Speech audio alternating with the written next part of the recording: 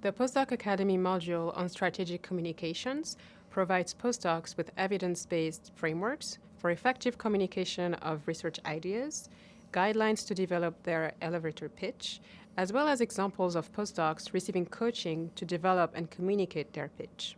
Since the module equips postdocs with strategies to present their research to a wide variety of audiences, this Productive Postdoc Conversation will focus on how mentors can support postdocs to use their elevator pitches to make new connections and network strategically to advance their careers.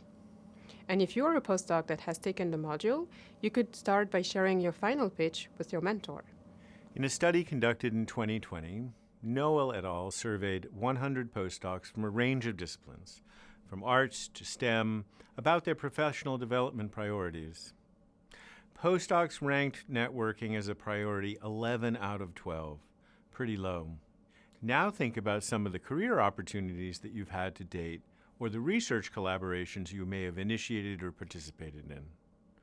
How many of them involve leveraging personal connections or communicating research or expertise to someone you just met?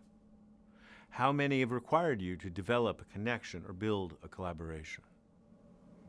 The study mentioned previously highlights many misconceptions postdocs and mentors alike have about networking. For example, I have heard colleagues mention that they see networking as an interest-oriented activity that requires people to manipulate others to get what they want. Some also see it as an uncomfortable activity, either because they are introverted or because they don't know where to start. Or some see it as unnecessary, that their work and publications will speak for itself. In fact, our own research studying postdocs that took our first course, not networking was one of their biggest perceived barriers to achieving their career goals. And to be honest, they're right. Networking is vital for those who want to succeed. In academia, networking is critical for efficient research communication, initiating collaborations, and mentoring. Outside of academia, 85% of jobs are filled through networking, and up to 70% of jobs are never published publicly. These jobs are either posted internally or are created specifically for candidates that recruiters and hiring managers meet through networking. According to LinkedIn research, 70% of professionals hired in 2016 had a connection at their company, and 80% of professionals considered networking vital to their career success. Applying strategic communication skills to career transition moments is essential for postdocs and could also help faculty mentors raise the profile of their research. If you're a postdoc, where do you situate yourself? Is networking a high priority for you? If you're a faculty member, when and how much do you encourage your postdoc mentees to start networking? Do you have networks you could share with them? How have you successfully networked? What would it look like for you to intentionally encourage your postdoc to develop their network? What steps would you take, and what steps would they have to take? Cram and Higgins describe the 3 dimensions one should consider when developing their network. These could be relevant for postdocs and faculty as they prepare for this conversation. The first one is, who is in your network? And more importantly, who are your developers? A term they use to identify the people who can support you in your career. They identify 4 types of developers. First, the ones who can help you get your work done by helping you develop skills, for example.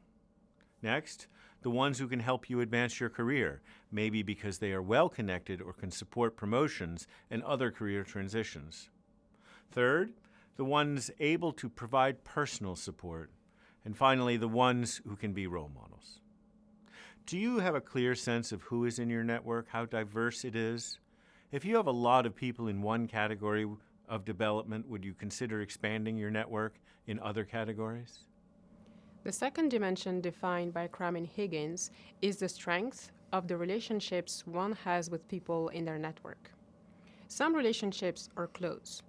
These are with people with whom you have built mutual trust and a common commitment towards goals. Others are further distant, maybe because you don't know them very well or don't get to see them often. Others are somewhere in between, moderately strong, depending on your level and frequency of interaction. The third dimension is access to power. In this case, power can be linked to how well connected some people in your network are, or to the fact that they have a high status and are involved in decision making. We encourage you to use the worksheet created by Cram and Higgins to help you map out your network, assess its size, diversity, density, and connectedness to people of influence.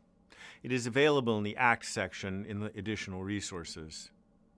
Look for gaps, reflect on how those gaps may be limiting your success, and then work together to address them. Also, consider the following prompts. If you are a postdoc, how could you strategically expand your network? If you are a mentor, how could you use this map to help your mentees have greater connection to key nodes in your network? The rest of this faculty toolkit includes interviews with mentors who share their own networking strategies, as well as the way they support their mentees in expanding their networks. You will also find a reflection framework to help you prepare for a productive conversation on networking with your postdoc mentee. We've encouraged your postdocs to set up a special meeting with you to share their network map so that you can support your mentees in their networking efforts.